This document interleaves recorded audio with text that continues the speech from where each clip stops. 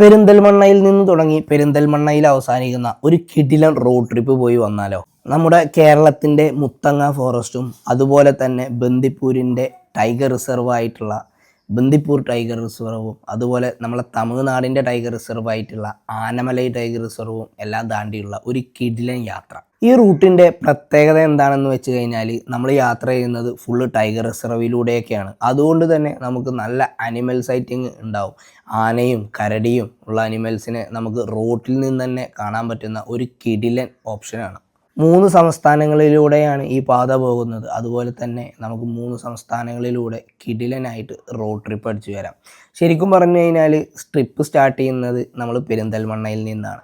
പെരിന്തൽമണ്ണയിൽ നിന്ന് താമരശ്ശേരി ചുരം വഴി വയനാട് എത്തണം. വയനാടുള്ള നമ്മൾ എടക്കൽ കേവ്സും കാര്യങ്ങളൊക്കെ കണ്ടു കഴിഞ്ഞതിന് ശേഷം നമ്മൾ വയനാടിൻ്റെ മുത്തങ്ങ ഫോറസ്റ്റിലൂടെ നമ്മൾ നേരെ ഗുണ്ടൽപേട്ട് എത്തും.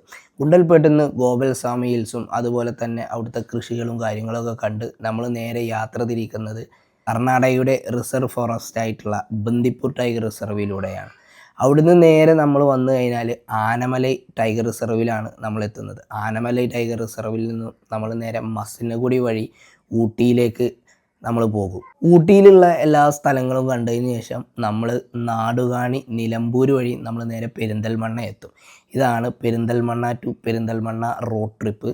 ഇതുപോലുള്ള നമ്മുടെ പെരിന്തൽമണ്ണെന്ന് പോയി വരാൻ പറ്റുന്ന കിഡിലൻ പ്ലേസസിന് നിങ്ങൾ ജസ്റ്റ് ഫോളോ ചെയ്ത് കൂടെ കൂടിയോ. അപ്പോൾ ഓക്കെ, ബൈ.